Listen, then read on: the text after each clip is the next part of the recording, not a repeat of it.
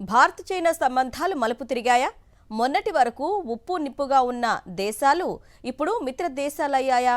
Donald Trump పేల్చిన టారిఫ్ల Bombay భారత చైనాల మధ్య బంధాన్ని బలోపేతం చేసిందా? జయశంకర్ వాంగ్ యూ మధ్య చర్చలు ఫలించాయా? Let's watch the story. Galwan ఘర్షణ ఉదంతం తర్వాత క్షీణించిన భారత్ చైనా సత్సంబంధాల బలోపేతమే లక్ష్యంగా ఢిల్లీలో కీలక పరిణామం చోటు చేసుకుంది.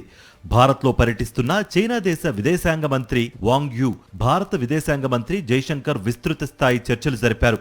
పలు రంగాల్లో పరస్పర సహకారం, అభివృద్ధే లక్ష్యంగా 12 అంశాలపై ఉమ్మడిగా ముందుకు వెళ్లాలని నిర్ణయించారు.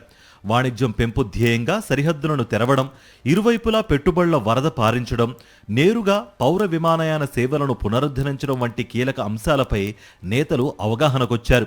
అమెరికా మోపిన అధిక టారిఫ్ భారం కారణంగా పరోక్షంగా చాన్నాళ్ల తర్వాత భారత్ చైనా ఏకతాటి మీదకు రావడం విశేషం. ప్రధాని మోదీ, చైనా అధ్యక్షుడు జిన్పింగ్ కీలక ఉమ్మడి ఆశయాల అమలుకు కృషి చేయాలని ఇరుపక్షాలు నిర్ణయించాయి. Lipulekh pass, Shipki La pass, Nathu La pass సరిహద్దుల గుండా తిరిగి విస్తృత స్థాయిలో వాణిజ్యం చేయాలని జైశంకర్, వాంగ్ యీ నిర్ణయించారు. స్నేహపూర్వక సంప్రదింపుల ద్వారా సరిహద్దు వెంట మళ్లీ శాంతి స్థాపనకు ప్రయత్నించనున్నారు. ఈ మేరకు 12 అంశాలతో సంయుక్త పత్రాన్ని నేతలు విడుదల చేశారు. పర్యాటకులు, వ్యాపారులు, మీడియా ప్రతినిధులు, ఇతర కారణాలతో సందర్శించే వ్యక్తులకు వీసాలు ఇవ్వాలని ఇరు దేశాలు నిర్ణయించాయి. వచ్చే ఏడాది కైలాస పర్వత యాత్ర, మానస సరోవర యాత్ర కోసం భారతీయులను చైనా అనుమతించనుంది. భారత్కు అరుదైన ఖనిజాలు, ఎరువుల ఎగుమతులపై ప్రస్తుతం అమల్లో ఉన్న ఆంక్షలను సడలించడానికి చైనా విదేశాంగ మంత్రి వాంగ్ యూ అంగీకరించారు. భారత్కు అవసరమైన అరుదైన ఖనిజాలు, ఎరువులు సరఫరా చేస్తామని వాంగ్ యీ హామీ ఇచ్చారు.